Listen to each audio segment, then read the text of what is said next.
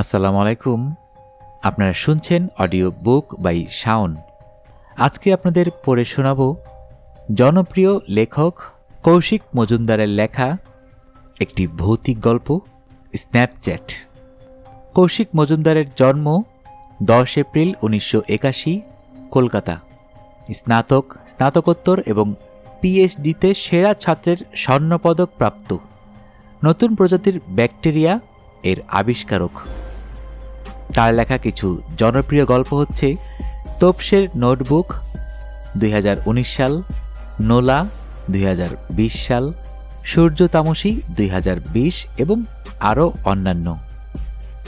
যারা এখনও আমাদের চ্যানেলটি সাবস্ক্রাইব করেননি, অনুরোধ থাকবে চ্যানেলটি সাবস্ক্রাইব করে বেল আইকনটি অন করে দিবেন। এই গল্পটি আমরা নিয়েছি লেখকের আতঙ্ক সমগ্র নামক বই থেকে। তাহলে শুরু করছি কৌশিক মজুমদারের লেখা স্ন্যাপচ্যাট। বরাবরের মতোই গল্প পাঠে আমি মোহাম্মদ মেহেদি হাসান।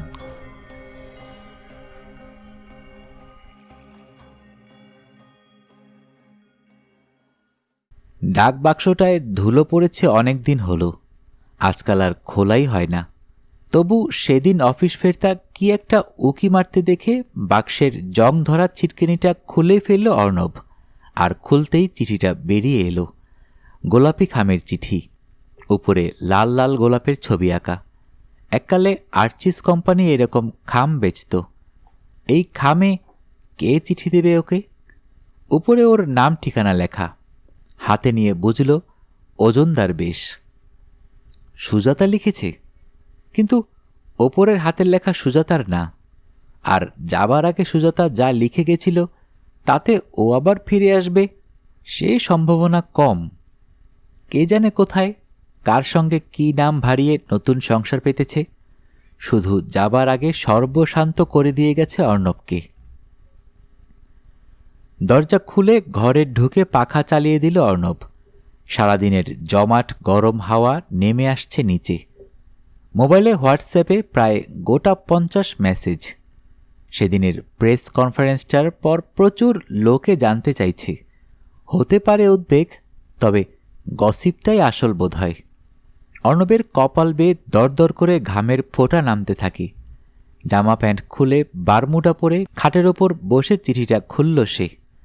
জেরক্সের সস্তা সাদা A4 পাতায় ডট পেনে লেখা চিঠি, বেশ কয়েক পাতা জোড়া। হাতের লেখা দেখে বোঝাই যাচ্ছে খামের ঠিকানাটাও এই হাতেই লেখা। চিঠিটা এই রকম: মাননীয় শ্রী অর্ণব দাশগুপ্ত, হরিপুর, অশোকনগর, পিন 743222। মাননীয় অর্ণব বাবু, আপনি আমাকে চিনবেন না, আর এখন যা পরিস্থিতি তাতে আমার নিজের নাম বলাও সমীচীন বোধ করছি না। আপনি পুলিশকে আমার নাম বলে দেবেন। আমার পুলিশে বড্ড ভয়। এই চিঠি আমি হয়তো কোনোদিনও লিখতাম না, কিন্তু সেদিন স্টার আনন্দে আপনাকে দেখলাম, আপনার সাক্ষাৎকার দেখলাম। সাংবাদিকদের সামনে অবলীলায় আপনি আমায় চোর বলে দিলেন মশাই। এতদিন তো বেশ চুপচাপ ছিলেন, আজ কার অনুপ্রেরণায় আপনি খামখা এতগুলো সাংবাদিকের সামনে, দেশের সামনে আমাকে মিথ্যা অপবাদ দিলেন? আমি চোর না অর্ণববাবু, আমি আবার বলছি, আমি চোর না। জানি সুজাতা আপনার জমানো সব টাকা নিয়ে 6 মাস আগে আমার সঙ্গে পালিয়েছিল। আমার পকেট এখন প্রায় গড়ের মাঠ, কিন্তু সেজন্য আমি দায়ী নই। আসল ঘটনা না জেনে জনসমক্ষে আমাকে চোর বললে তো আমায় প্রতিবাদ করতেই হবে। আপনার জানা উচিত ঠিক কী ঘটনা ঘটেছিল। আপনি নিশ্চয়ই অবগত আছেন যে আপনার স্ত্রী অতি মুখরা একটি মহিলা। সারাদিন বকবক বকবক করেই যাচ্ছে, কোনো কিছুতেই খান্তি নেই। কিন্তু মজার ব্যাপার কি জানেন? ওর এই কথা শুনেই ওর প্রেমে পড়েছিলাম। আসলে পরের বউ হলে যা হয় আর কি। আর দেখতে শুনতেও বলতে কি নিতান্ত মন্দ নয় আপনার স্ত্রী। বছর দেড়েক আগের কথা, তখন সদ্য সদ্য সুকন্যার সঙ্গে আমার সম্পর্কটা শেষ হয়েছে। আমি বুঝে গেছিলাম ও আর কোনো দিনও আমার জীবনে ফিরে আসবে না। তাই নতুন সঙ্গী খুঁজতে স্ন্যাপচ্যাটে একটা অ্যাকাউন্ট খুলেছিলাম। বেকার ছেলে, ফ্রিজিও, দেখতে শুনতে মন্দ নই। একদিন আচমকা একটা রিকোয়েস্ট এলো, সুইট সুজি। তখনও আমি ভাবতাম ওখানে যেসব মহিলার রিকোয়েস্ট আসে তারা সব ফেক আইডি। এটাও সেরকমই কিছু একটা। প্রথম দিকে পাত্তা দিইনি জানেন, কিন্তু আপনি তো সুজাতাকে চেনেন, যদি একবার কোনো কিছু মাথায় ঢোকে তবে সেটা পেয়েই ছাড়বে। প্রথমে বিরক্ত হতাম, তারপর ভালো লাগতে শুরু করলো। দিনে 4 ঘন্টা 5 ঘন্টা টানা কথা হতো। তবে হ্যাঁ, এটুকু বলি, এর জন্য ওকে পুরোপুরি দোষ দেওয়া যায় না। আপনার অফিসের যা চাপ, আপনি সময় দিতেন না বলেই বেচারি স্ন্যাপচ্যাটে অ্যাকাউন্ট খুলেছিল। প্রথম টাইপ করে চ্যাট, তারপর ভয়েস চ্যাট। সেখানে ওর গলা শুনে প্রথমবারই প্রেমে পড়েছিলাম জানেন। কি মিষ্টি গলা, আর কি দারুণ কথা বলতে পারে, দারুণ গানও জানে। অনেক রাতে আপনি যখন ওর পাশে ঘুমিয়ে পড়েছেন তখনও ফিসফিস করে আমায় গান শোনাতো, আমার খুড়তুতো দিদির মতো। দিদি আমার চেয়ে 5 বছরের বড় ছিল। আমরা রাতে একসঙ্গে শুতাম। আমার যখন 13, একদিন রাতে দেখি ঘুমের মধ্যে দম বন্ধ হয়ে আসছে। দিদি আমার মুখটা নিয়ে চেপে ধরেছে ওর নরম বুকে। ও বুকে রোজ সেন্ট মাখত, তার সঙ্গে ঘামের গন্ধ মিশে অদ্ভুত এক গন্ধ আমায় আচ্ছন্ন করে রেখেছিল। তারপর কি হয়েছিল ঠিক মনে নেই। কদিন বাদে কেমন করে যেন কাকিমা জেনে গেছিল।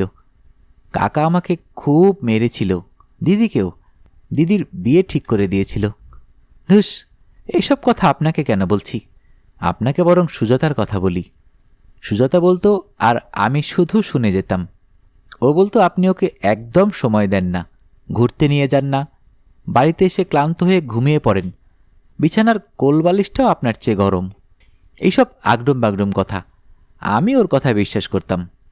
নিজের মতো করে যতটা পারি প্রবোধ দিতাম। ভয়েস চ্যাটে আমাদের আলোচনা ধীরে ধীরে উত্তাপ ছড়াতে লাগলো। তারপর একদিন ভিডিও চ্যাটেও আমাকে নিজের সব কিছু খুলে দেখালো।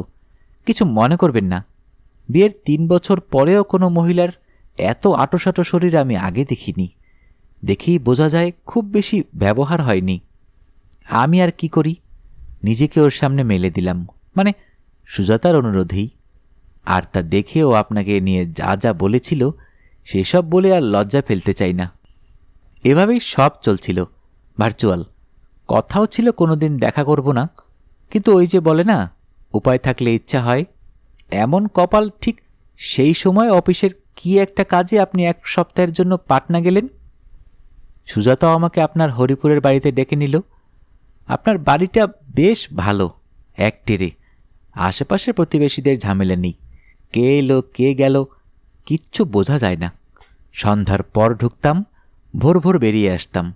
সারা রাত আপনার বিশাল ডবল বেড খাটে সেই হলুদের ওপর লাল গোলাপ ফুল আঁকা বেড কভারে শুয়ে আমরা কি করেছি আপনি ভাবতেও পারবেন না। এটা বলতে পারি, সুজাতাকে সন্তুষ্ট করা মুশকিল। আপনার অপারগতা আমি বুঝি, তবে হ্যাঁ, ওই কটা দিন সুজাতা দারুণ খুশি ছিল। ওকে এত খুশি আমি আগে দেখিনি। ফিরে এসে আপনিও নাকি অবাক হয়ে গেছিলেন ওর খুশি দেখে। সত্যি মিথ্যা জানি না মশাই, ও আমাকে বলেছিল। আর যদি সেটা হয় তাহলে তো আমার একটা বড় থ্যাংক ইউ প্রাপ্য। তার বদলে আপনি আমাকে চোর বদনাম দিলেন। আপনার অফিসে কাজ বাড়তে লাগলো, আর আমাদের দেখা হওয়াও। মাঝে মাঝেই ওর শপিংয়ের নাম করে চলে আসতো বারাসাতে। সোজা গিয়ে ঢুকতাম সিনেমা হলে। কোনো নামি সিনেমা হল না, এই আইনক্সের বাজারে যে কটা ঝর্তিপর্তিয়া হল আছে তাদের একটাই। ওখানে বক্স নামে অদ্ভুত একটা জিনিস আছে, প্লাইউডের পার্টিশন দিয়ে ছোট ছোট ঘরের মতো। ভিতরে সবাই দুজন দুজন বসে, কি সিনেমা চলছে কে খবর রাখে। কিন্তু এটা আমার পছন্দের ছিল না। এসব সিনেমা হলে নাকি পুলিশের রেইড হয়, আর আপনি তো জানেন আমি পুলিশে কত ভয় পাই। সমস্যা এলো অন্য জায়গা থেকে। সুজাতার মাথায় পোকা নড়ল। একদিন বলল, সত্যি এভাবে লুকিয়ে লুকিয়ে প্রেম করা যায় না, ও নাকি পালিয়ে যাবে, তাও আবার আমার সঙ্গে। আমার তো মাথায় বাজ। এই মহিলা বলে কি, আমি এমনিতেই কাঠবেকার, খাবো কি আর খাওয়াবো কি। কিন্তু আপনার ওই জেদি বউ আমার একটা কথা শুনলে তো, বলল টাকা পয়সা নাকি কোনো সমস্যাই না, সব ব্যবস্থা হয়ে যাবে। আপনি নাকি ওকে দারুণ বিশ্বাস করেন, আপনাদের সেভিংস অ্যাকাউন্টটাও নাকি জয়েন্ট, ইত্যাদি প্রভৃতি। কিন্তু আমাদের দরকার ছিল আরও টাকা। ও আপনাকে বোঝালো ব্যবসা করবে, শাড়ির নাম দেবে সুজাতার সম্ভার। এখানে বলে রাখি, এই নামটা কিন্তু আমার ঠিক করা। আপনি অফিস থেকে লোন নিলেন 50 লাখ টাকার। নতুন অফিস হবে, শোরুম হবে, তাই বাড়ি খোঁজার একটা নাটকও হয়েছিল বোধহয়। আপনি কাজ ফেলে 2 দিন গেছিলেন যতদূর জানি। কিন্তু এখানে আবার জানিয়ে রাখি, এর একটাও কিন্তু আমার প্ল্যান না। তলে তলে নিউ ব্যারাকপুরের কাছে একটা বাড়ি কেনার চক্রান্ত চলছিল, সেটা আপনি জানতেন না, আমি জানতাম। লোকাল নেতাদের টাকা খাইয়ে কম দামে আমি বাড়িটার ব্যবস্থা করেছিলাম। আজকাল এমন বাড়ি পাওয়া মুশকিল। সামনে অনেকটা জায়গা ফাঁকা, ঘাসের সবুজ লন, যেন মখমলের কার্পেট। দেখেই ঠিক করেছিলাম বাগান করব। আমার বাগানের খুব শখ, সেই ছোটবেলা থেকেই।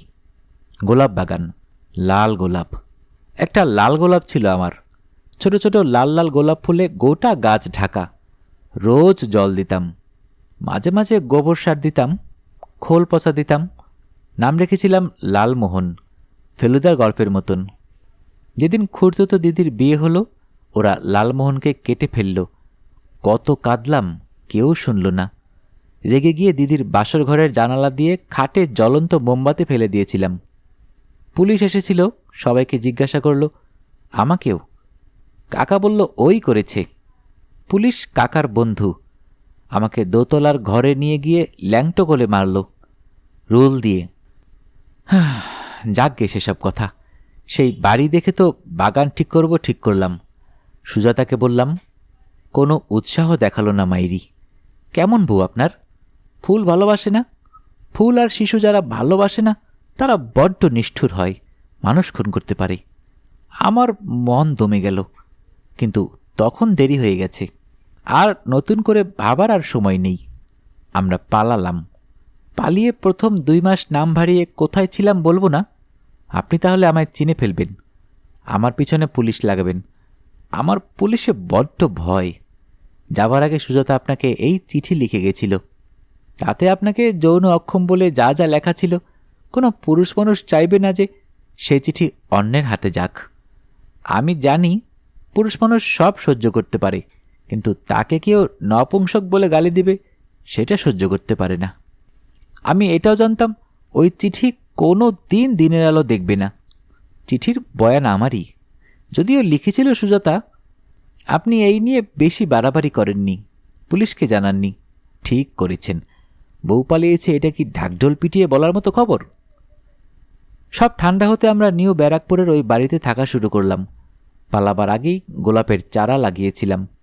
সেগুলো বেশ বড় হয়ে লাল লাল ফুল দিত। কি সুন্দর গন্ধ, আমার খুড়তুতো দিদির বুকের গন্ধের মতো। কেন জানি না, সুজাতা বদলাতে থাকল। দিন রাত খিটখিট করত, মাথা গরম করত, ঝগড়া করত, ঠিক যেমনটা সুকন্যা করত বলে আমার সঙ্গে ব্রেকআপ হয়েছিল।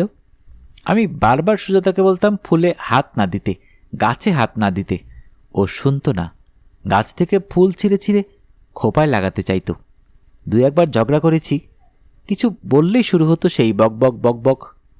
মাথার পোকা নড়ে যায়। শুরু হলে থামতেই চাইতো না, ভয় দেখাতো। বলতো আমায় নাকি ফাঁসিয়ে দেবে, পুলিশে সব জানিয়ে দেবে। আমিও কেঁচো হয়ে যেতাম। আমার ওপর ওর টান শেষ হয়ে গেছিল। আপনার থেকে চুষে নেওয়ার টাকাও তখন প্রায় শেষ। এমন সময় কি এক চাকরি নিল কে জানে। দেখলাম বাড়িতে অন্য পুরুষ ঢুকছে। ওদের কাউকে আমি চিনি না। ওরা ঢুকলে আমি বাগানে বেরিয়ে আসতাম, গোলাপ গাছে জল দিতাম, খোল পচিয়ে দিতাম, চা পাতা ধোয়া জল দিতাম। আমি বেরিয়ে এলেই দরজা বন্ধ হয়ে যেত। রাতে আমরা আলাদা শুতাম, আলাদা ঘরে।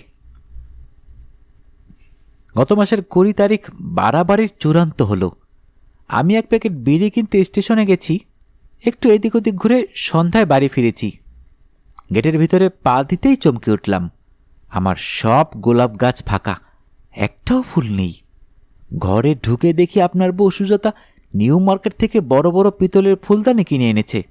তাতে লম্বা লম্বা ডাটির সব গোলাপ ফুল কেটে কেটে সাজাচ্ছে। কিছু ফুল ওর পায়ের চাপে চটকে গেছে। অদ্ভুত এক লালচে তরল মেঝেতে দাগ তৈরি করেছে। আমি হতভম্বের মতো তাকিয়ে রইলাম। মুখ ভেটকে সুজাতা বলল, এত ওভাররিয়েক্ট করার কিছু নেই। কাল আমার বস মিস্টার গুপ্ত আসবেন, বিশাল বড় লোক। ঘরটা সাজিয়ে রাখতে হবে তো। আর শোনো, কাল দুপুর দুপুর কোথাও বেরিয়ে এসো, রাতের আগে এসো না। আমার মাথা কাজ করছিল না। আমার চোখের সামনে লাল লাল চটকানো কিছু মৃতদেহ, আমার সন্তানদের মৃতদেহ, চোখের সামনে গোটা পৃথিবী দুলে উঠল। আমি সেই রাতেই ওই বাড়ি ছেড়ে বেরিয়ে এসেছি। আমার সন্তানদের মৃতদেহের মাঝে এক মুহূর্ত কাটানো আমার পক্ষে অসম্ভব। আশা করি সত্যিটা আপনি এতদিনে জানলেন। যদি আপনি ভদ্রলোক হন তবে দয়া করে আরেকটি প্রেস কনফারেন্স করে এই মিথ্যে চুরির দায় থেকে আমাকে মুক্তি দিন। আপনার মঙ্গল হোক। ইতি, আপনার পরিচিত এক হতভাগ্য। পুনশ্চ আমি যে সত্যি চোর না তার প্রমাণ আমি দিতে পারি। আপনার যতটুকু টাকা অবশিষ্ট আছে সব একটা গোলাপ কাঠের বাক্সে পুরে রেখেছি। বাক্সটা আপনি সুজাতাকে বিবাহ বার্ষিকীতে উপহার দিয়েছিলেন। বাড়ির সামনে বাগানের পাশের মাটিটা খুঁড়লে সুজাতার সঙ্গে ওই বাক্সটাও পাবেন। একটু খেয়াল রাখবেন, এই খোঁড়াখুড়ি করতে গিয়ে আমার গাছগুলোর যেন কোনো ক্ষতি না হয়। ওরা আমার সন্তান সম। ভালো থাকবেন। আমিও ভালো আছি। মাসখানেক হলো স্ন্যাপচ্যাটের মাধ্যমে এক বিধবা মহিলার সঙ্গে সম্পর্কে জড়িয়ে পড়েছি। মহিলা দারুণ সুন্দরী, সবই ভালো, কিন্তু সুকন্যা আর সুজাতার মতো এও বড্ড বেশি বকবক করে। লেখকের জবানি। ফেসবুকে কিছুদিন আগে একটা খবর দেখেছিলাম। এক বিবাহিত মহিলা ফেসবুক ফ্রেন্ডের জন্য স্বামীকে ত্যাগ করেছেন। স্বামীর বক্তব্য দোষটা সেই প্রেমিকের, সে নাকি টাকার জন্য তার স্ত্রীকে ফুসলিয়েছে। তখনই মনে হয়েছিল ব্যাপারটা তো এমন নাও হতে পারে। ধরি মহিলা স্বেচ্ছায় ঘর ছাড়লেন, এবার তাদের কি হলো? এইসব ভাবতে ভাবতে আচমকা এই প্লটটা মাথায় এলো, লিখে ফেললাম।